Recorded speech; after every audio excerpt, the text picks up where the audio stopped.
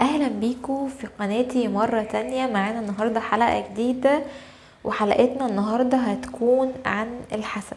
هل الحسد موجود او مش موجود، وايه تأثيره على الانسان، وازاي الحسد بيأثر علينا، والحسد ده عبارة عن ايه بالظبط؟ اول حاجة معانا هنجاوب على اول سؤال، وهو هل الحسد موجود؟ الحسد اكيد موجود، لان هو تم ذكره في القرآن الكريم، وهو قل اعوذ برب الفلق من شر ما خلق، ومن شر غاسق اذا وقب، ومن شر النفاثات في العقد، ومن شر حاسد اذا حسد. فاذا القرآن ذكر الحسد، فهو فعلا موجود. طب الحسد ده عبارة عن ايه، وازاي بيأثر على الانسان او بينتقل للانسان؟ الحسد ده عبارة عن طاقة سلبية. الانسان لما بيكون حقود او جواه طاقة سلبية او كره للخير للشخص اللي قدامه، فبيبدأ ان هو بيحقد عليه، وان هو بيحس ان هو مش حابب الشخص ده يكون عنده الحاجة دي وهو مش عنده. يعني ليه الشخص ده يكون عنده مثلا عربية وانا ما عنديش؟ ليه الشخص ده يكون عنده عيلة كويسة وانا ما عنديش؟ ليه الشخص ده مثلا بيلبس كويس او عايش كويس وانا مثلا حياتي كلها لخبطة وكلها حاجات كتيرة جدا مش عارف ان انا احلها؟ ده الشخص الحاسد بيبدأ ان هو يحس بالحقد ناحية الشخص اللي هو بيحسده، فبيبدأ ان هو يخرج طاقة سلبية من عقله، وبيبدأ ان هو بيوديها ناحية الشخص اللي هو حابب ان هو يحسده. طبعا الكلام ده من غير ما يكون قاصد، يعني هو مثلا ما بيكونش عارف ان هو بيطلع مثلا الطاقة دي او الحاجة دي، بس هو بيكون من جواه قلبه اسود، او بيحبش الخير للشخص، لاي شخص في العالم. اساسا هو ما بيحبش الخير غير لنفسه بس، وشخص حقود ومش بيرضى باي حاجة، فبيحسد الشخص اللي قدامه من خلال حقده وكرهه للناس التانيين، او كرهه للخير لاي حد. فبيبدأ ان هو يطلع الطاقة السلبية دي وتنتقل وتنعكس على حياة الشخص ده، فيبدأ مثلا ان هو يحصل له مشكلة، او العربية يحصل لها حادثة، او ممكن كمان يموت. يعني سبحان الله العظيم، بيقولك الحسد ادخل الرجل القبر وادخل الجمل القدر. يعني ممكن ان هو يموت من كتر الحقد او الحسد اللي هو الشخص ده بينقله. طيب في نوعين من الحسد.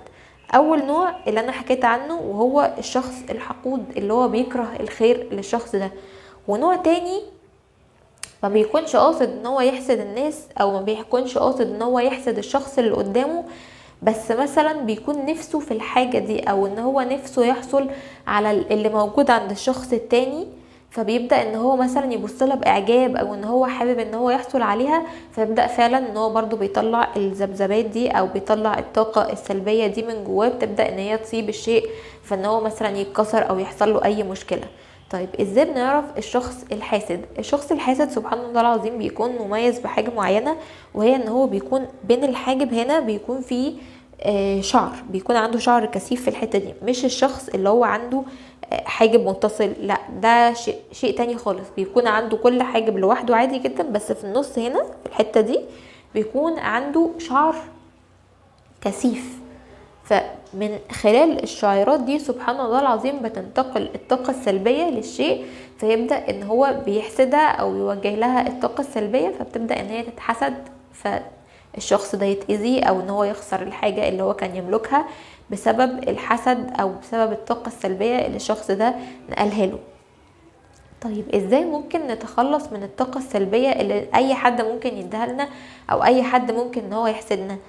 في كلمة واحدة بس انت ممكن تقولها تقيك بإذن الله من أي حسد، وهي ما شاء الله ولا قوة إلا بالله. الكلمة دي كفيلة ان هي تحفظك من الحسد، وتكسر عين الحاسد بمجرد ان هو يقولها.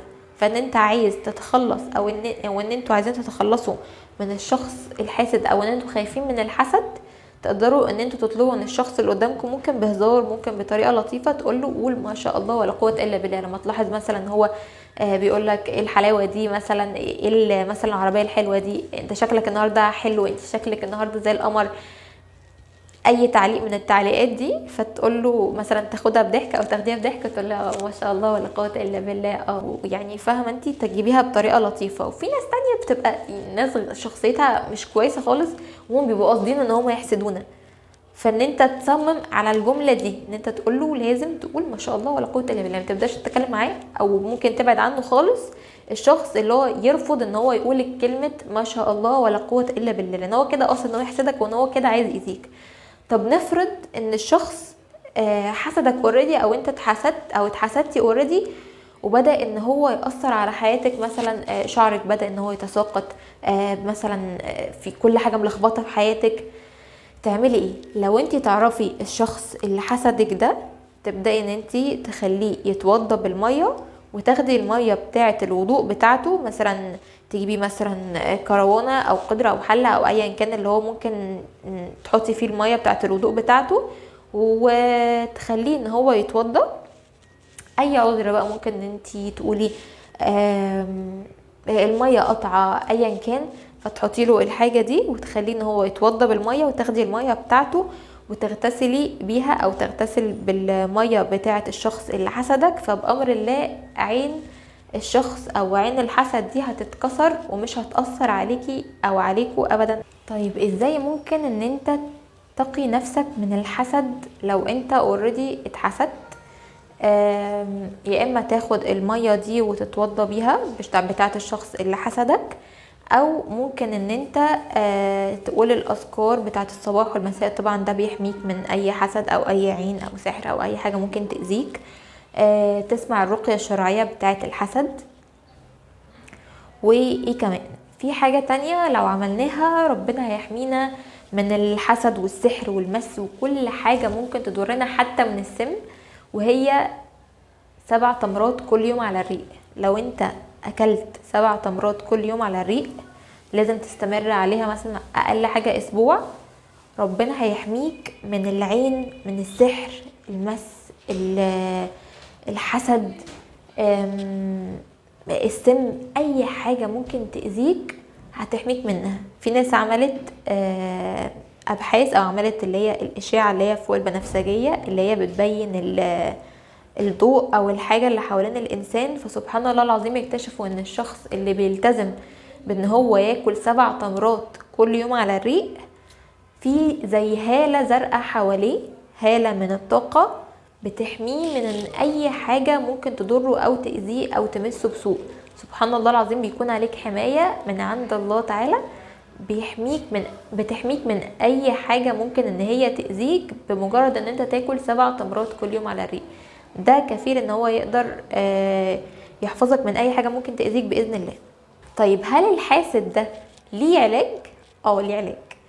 ممكن لو الحاسد حابب ان هو يتعالج، مع ان انا اعتقد ان هما في ناس كتيرة جدا بتبقى عايزة ان هي تحسد الشخص وقصد ان هي تحسده، النوع ده اكيد مش هيتعالج، فنحطه على جنب. نحط بقى الناس اللي هي ممكن تحسد وهي مش قصده ان هي تحسد الشخص اللي قدامها دي او الحاجة اللي قدامها دي، بس هي اوريدي عندها الحسد ده، يعني غصب عنها ان هي بتحسد الشيء اللي قدامها من غير ما تقصد.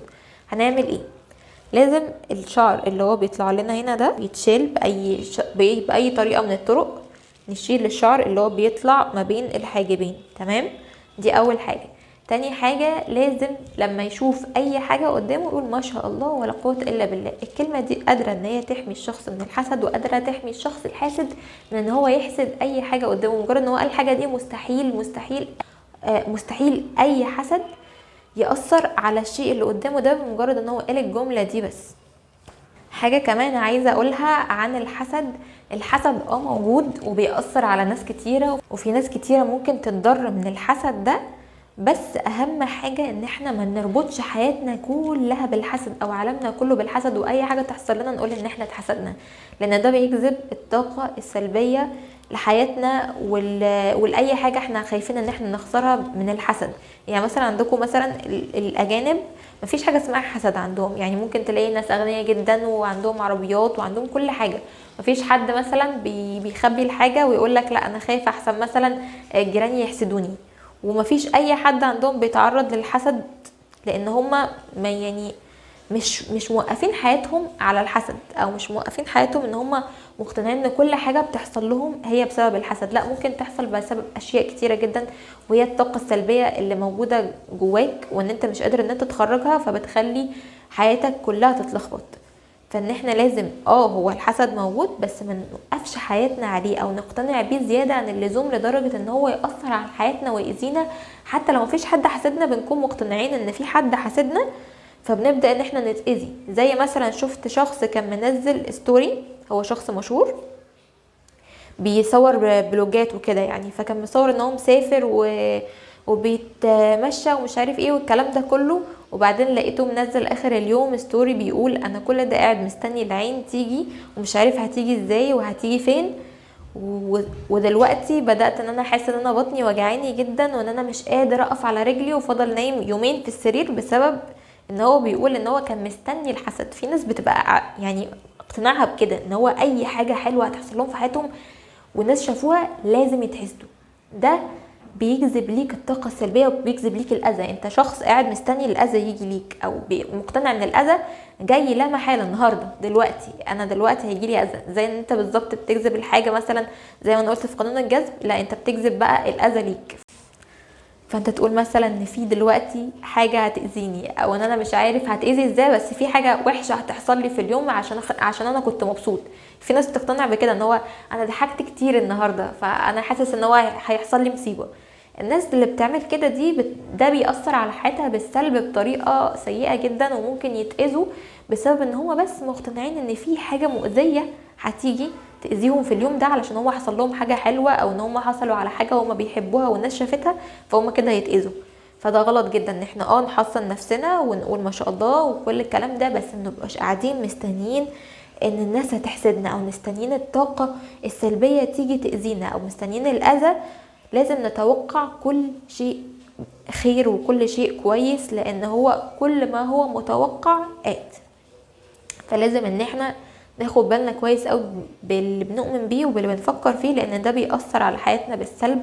فاحنا ناخد بالنا من الحسد، بس ما نعلقش حياتنا كلها على الحسد ونبقى مستنيين ان في حد هيحسدنا. حتى لو مفيش حد في حياتنا اصلا ممكن يحسدنا، هنبدأ ان احنا نجذب الطاقة السلبية وهنأذي نفسنا بنفسنا. وبس كده النهارده دي كانت حلقتنا، يا رب تكون عجبتكم. ولو عجبتكم اعملوا لايك، سبسكرايب للقناه بتاعتي، وفعلوا زرار الجرس علشان خاطر يوصلكم كل جديد. واي حد عنده استفسارات يبعت لي على الانستجرام، موجود الرابط بتاعه في اول تعليق مثبت تحت. وبس كده، يلا باي.